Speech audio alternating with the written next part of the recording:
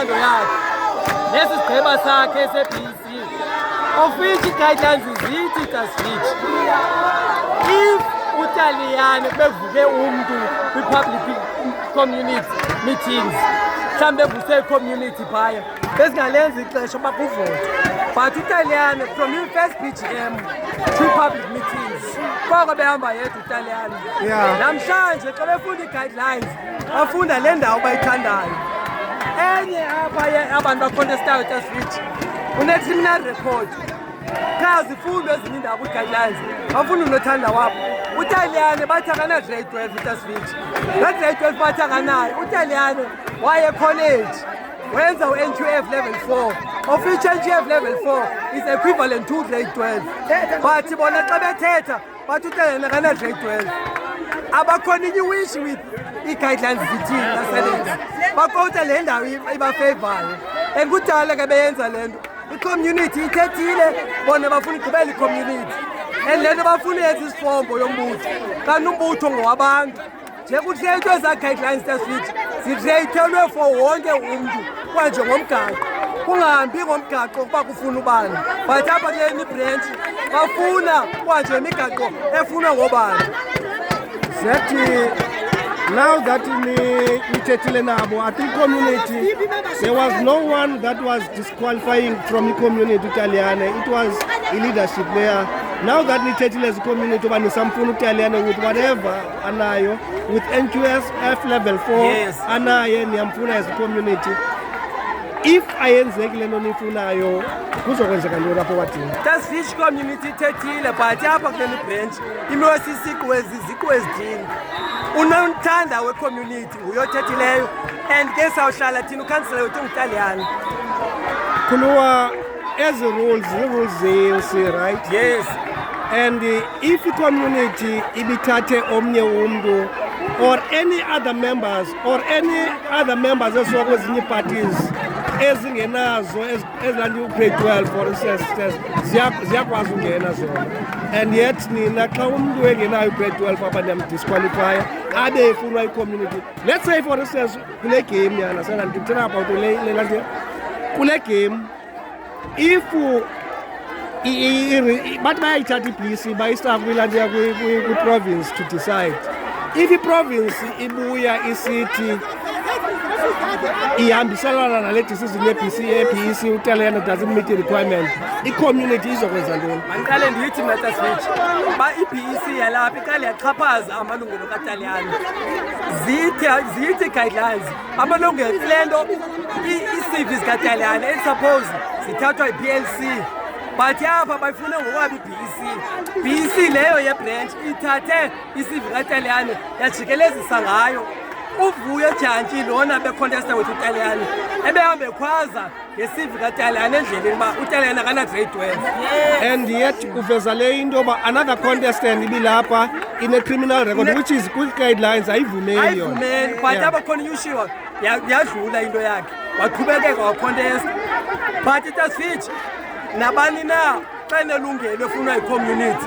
akekho umntu ongancanda i-community kwizigqibo zayo because i-ANC kwayona yiyo ethe makuhanjwe kuyeke ugqityelwa i-community abantu bayi-200 mayisiwe kwi-community leyo i-community yagqiba yenyula i-candidate leyifunayo but abebhrentshini ayenzeki loo nto leyo bafuna le bayifunayo mandibulele zathi ii-guidelines zimboni nee-rules uba unombinika because ii-guidelines are meant for ukuthini ukuqhuba umgaqo siseko okanye umgaqo lona efana iqhuba ngayo i-BGM zithini ii-rules so meaning uzama uthi kukho into eyi-guideline iyazama usiqoqosha if siphuma ngaphandle sibuye sizendleleni kodwa ayithi loo nto leyo and disqualifyani umntu into mayokhotshelwa kuthathwa isigqibo ninonke ba isigqibo sitsho njengomama ebethethe phaa ebethetha ngereference ethi kwakuthethwe into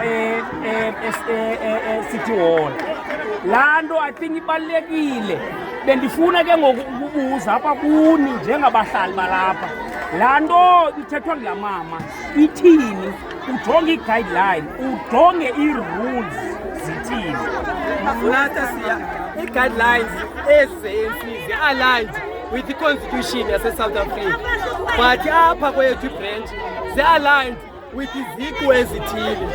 If umuntu othile akayifuni ayisoze yenzeke, because apha kuvinjwa ilungelo labahlali. Because i-ANC ngoba isithi mayihambe le nto yebahlalini ibingaphambenanga ngengqondo, because bekubalekwa le nto eva kugqithelwa abantu kuphinde kwanje kuthukiselwa nge-ANC esitratweni. Ngoku i-ANC ithathile ithuba yayisa ku-community, khanibe nesigqibo nani kuminkqubo ziseko esizenzayo, nibuye kulela SPGM nizoripota kuthethwe bani na ku-public meeting. But apha yalapha kwezimuthanda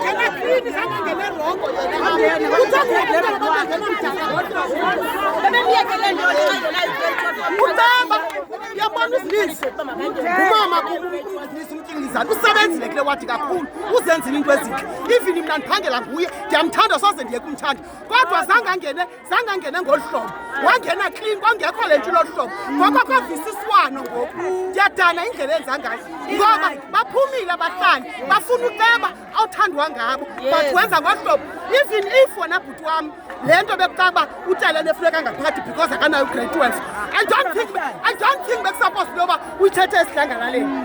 At least ngiyabiza ii-members athi sizawucela into ke ngoku sisaphezulu eofisini zonke ii-results zaba bantu bayi-3, nothi ngolu hlobo azomenya umntana bathi beku-grade 12 akanayo.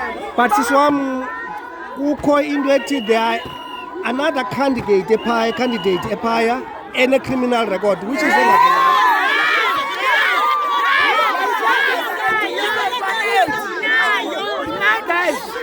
Bandisayikhumbula isitanda saka-cutting edge. Ndiyasikhumbula ke mna ke isitanda saka-cutting edge. Ephuma cutting edge uphumele efundisi basendumisweni kwa-8 kuthiwa bazume abantu phaa.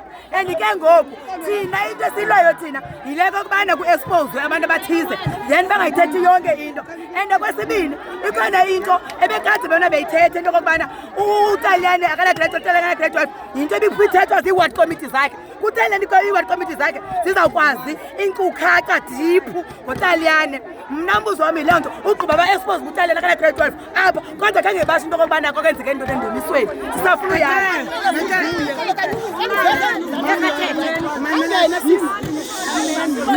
molweni lo uthethayo nguNothemba Makgafane.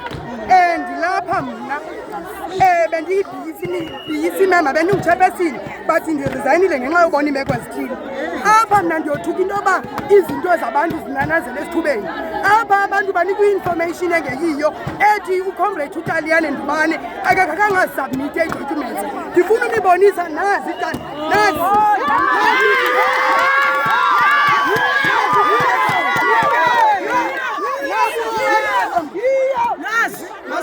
nazi izinto zakhe.